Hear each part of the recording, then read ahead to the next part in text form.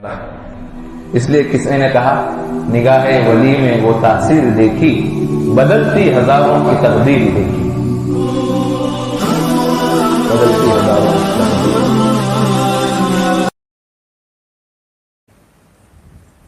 حضرت شیخ الحدیث مولانا محمد زکریا رحمۃ اللہ علیہ فرمایا کہ اپنے کاموں کے اوقات کو جو ہے نا کیا کرو، مقرر کرو۔ حضرت کتنے شیخ الحدیث فرما رہے ہیں، بڑے آدمی، ان کی فضائل اعمال سالوں سے پڑھ رہے ہیں ہم، ان کی نصیحت ہے۔ حضرت فرما رہے ہیں کہ اپنے اوقات کی کیا رکھو، ایک بات یاد رکھ کے جاؤ، اوقات کو مقرر کرنے سے نفس کو بڑا بوجھ ہوتا ہے۔ یہ ہے نفس کیا ہے، ایک ہی کنڈیشن میں نہیں رہتا۔ آج خوب نمازوں پڑھو بول کے بولتا دل، دوسرے دن مست سونا بولتا۔ آج کوئی کتاب اٹھایا نا، پوری رات پڑھ ڈالتا پوری کتاب، یہ اتنا مزہ آیا، دوسرے دن کچھ بھی پڑھا نہیں۔ یہ نفس کی مستی ہو گئی۔ اس سے نفس پہ جو چیز چاہے نہ چاہے کرنے سے کیا ہوتا ہے، نفس پہ بوجھ پڑتا ہے۔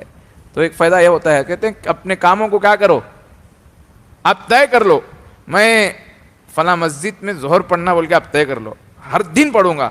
آپ پہ وہ دوام بھی کیا پڑے گا، تم کو نفس پہ بھاری پڑے گا۔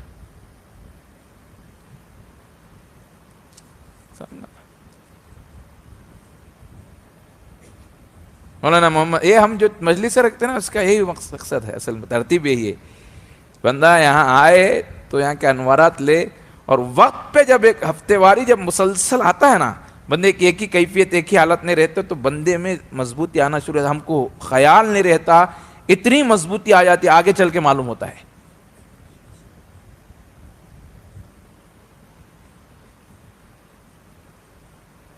آگے چل کے بعد میں معلوم ہوتا ہے۔ اور نسبت کس سے آ رہے ہیں، اللہ کے لیے آ رہے ہیں، تو اس میں کیا ہوتی رہتی، اللہ کی محبت بڑھنا شروع ہو جاتی ہے، نفس پہ زور پڑنا شروع ہو جاتا ہے۔ تو حضرت شیخ الحدیث فرماتے ہیں، دیکھو وقت کو کیا کرو، متعین کرو، اس کے درمیان چھوٹے بڑے کسی کی پرواہ نہ کرو، کہہ رہے ہیں حضرت۔ چھوٹے بڑے کیا مطلب، وقت ہے تم عصر میں مراقبہ کرنا، صبح میں مطالعہ کرنا، عصر کے درمیان کوئی آ گئے تمہارے خاص، ہاں آتے باتوں میں لگ گئے تمہیں، کیا بولے تو اپنا خاص بھائی کرے، نہیں تو چلتا نہیں رشتہ، نہیں کسی کی پرواہ مت کرو، کسی کی، یعنی بڑائی سے نہیں، میں اپنا ذکر کا وقت ہے بول تو نہیں، یہ ذکر کا وقت ہے، فلاں رشتہ دار بول دیے بیٹا تم آنا ذرا ہمارے گھر پہ آ جانا عصر میں، کہنا نہیں ذرا خالہ جان میرے عصر کا وقت ذکر کا ہے، میں آ نہیں سکتا۔ ایک دن غصہ ہوں گے، کیا بیٹا ایسا بولا، دوسرے دن تیسرے دن وہ بھی سوچیں گے کیا چیز ہے یہ اتنی بڑی جو بچہ چھوڑ کے نہیں آ رہا ہے، وہ بھی پھر ذاکر بنیں گے انشاءاللہ۔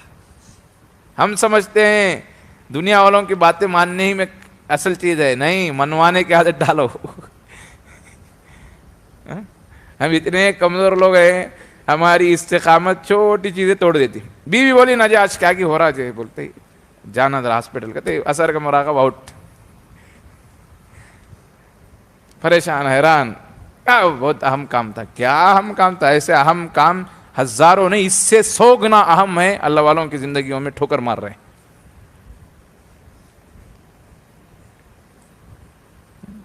مطلب یہ ہے کہ ہر ایک مومن کی بہت ساری ذمہ داریاں ہیں، وقت کو تنظیم دو، وقت کو کیا کرو، متعین کرو، کس وقت میں کیا کام کرنا ہے، یہ اصل ہے، کس وقت میں کیا کام، کمانے کا کیا ٹائم، ذکر کا کیا ٹائم، علم کا کیا ٹائم، دوستوں سے ملاقات کا کیا ٹائم، رشتہ داروں سے ملاقات کا،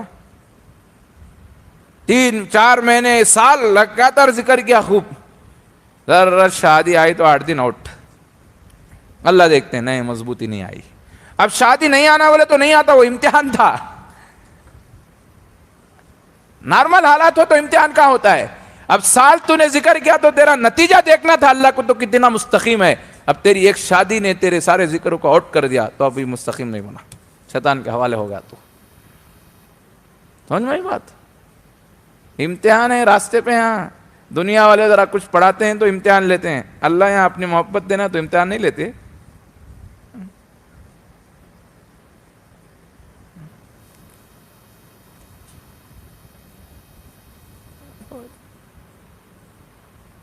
زندگی آپ چلیں گے تو معلوم ہوگا کیا امتحان ہے کیا نہیں.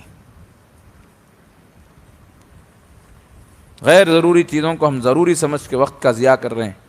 آپ اگر صحیح آنکھ کھول کے زندگی گزاریں گے، دور دور تک زندگی کی ضرورتوں سے اس کا کوئی واسطہ نہیں ہے. کام کے لیے بنائے گئے، سب کو فائدہ پہنچاؤ. سب کو فائدہ پہنچانے کا مطلب یہ ہے کہ آپ حاضر ہونا ضروری نہیں، اندر اندر سے فائدے پہنچاؤ، اندر اندر سے رشتہ داریوں کو نبھاؤ. اس وقت میرے بھائی خاص کہتا ہوں، اس وقت بیکار وقت اللہ کو پسند نہیں ہے. تم سمجھ رہے ہیں میں اخلاق والا بنوں، میں سب کو نبھاؤں، نہیں نہیں نہیں. تم رشتہ داریوں کے بہانے حرام کام تک کر رہے اور سمجھ رہے میں اخلاق کر رہا ہوں. تو اخلاق نہیں کر رہا، مخلوق کا دل جوت رہا، اللہ کو ناراض کر رہا ہے. اور تیرا جانا تیرے لیے نقصان ہو رہا ہے. اور اللہ کے لیے یاد رکھ، تو گناہ کی وجہ سے، اپنے آپ کو سنبھالنے کی وجہ سے کسی رشتے میں نہیں گیا، تو سمجھتا ہے دل ٹوٹ جائے گا، تیری بھی حفاظت ہو جائے گی. اللہ کی ذات سے امید ہے، تجربہ ہو رہا ہے، اور وہ لوگ بھی دین کی طرف آئیں گے انشاءاللہ. آج ہم سمجھ رہے ہیں لوگوں کے دل جیتنے ہی سے فائدہ ہے، ہر بات میں جے، ہر بات میں ساتھ دو، سب کا ساتھ.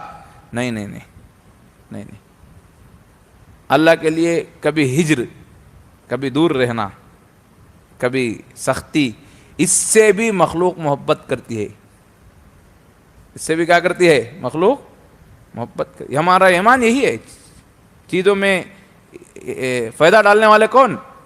اللہ. تم اللہ کے لیے نہیں گئے تو ایک وقت آئے گا پھر وہ ہمارے سے دین لینے والے بنیں گے، دیندار بنیں گے وہ انشاءاللہ. آج لوگوں میں بہت غلط فہمی پھیل رہی ہے. لوگوں کے لیے اپنا وقت ضائع کرتے ہیں، اپنا دین برباد کرتے ہیں. حضرت فرما رہے ہیں کسی بڑے چھوٹے کا کیا نہ کرو، پرواہ نہ کرو. بعض لوگ اخلاق کا عذر کرتے ہیں، اگر کوئی آ جائے تو اخلاق برتنا چاہیے. میں اس کو جواب دیتا ہوں، اگر اس وقت قضاء حاجت کی ضرورت پیش آ جائے تو کیا عذر نہیں کرو گے آپ؟ حضرت کہتے ہیں قضاء حاجت تمہاری ضروری ہے، نہ نکلے تو تمہارا اندر کا سسٹم بدلے گا. ایسے تمہارے اندر ہزاروں گناہ ہیں، وہ نہ نکلے تو تم روحانی موت ہو جائے گی اور تم ان اوقات کو برباد کرتے ہو. تمہارا 1 گھنٹہ ذکر میں لگانا، 1 گھنٹہ علمی معلومات کرنا، دین کے لگانا تمہارے روح کی ترقی ہے، تمہیں بیماریاں دور ہونے کا ذریعہ ہے. تم جدھر چاہے ادھر جا رہے ہو تو نہیں بنیں گے، انسان نہیں بنیں گے. ایسا تم انسان نہیں بنتا، ایسا کوئی معمولی چیز نہیں انسان بننا. حضرت اقدس تھانوی فرماتے ہیں لوگ رمضان آتا ہے تو اعمال میں خوب اضافہ ہو جاتا ہے. میرا تو حال ہے کہ رمضان اور غیر رمضان سب برابر ہے. اللہ والوں کو رمضان غیر رمضان کا ہے، سب ہر زندگی کا معمول یہی ہے. حضرت مولانا حسین علی وہاں بجرا والے پڑوس ملک کے بڑے بزرگ تھے. ان کو کوئی ملنے آتا نا، کہتے سلام کلام، خیریت سے؟ اچھے ہیں؟ کہتے اچھی بات ہے، اب جاؤ تم کو آخرت کی فکر کرنا ہے، مجھے بھی کرنا ہے، کل قیامت کے دن ملیں گے بول کے بھیج دیتے.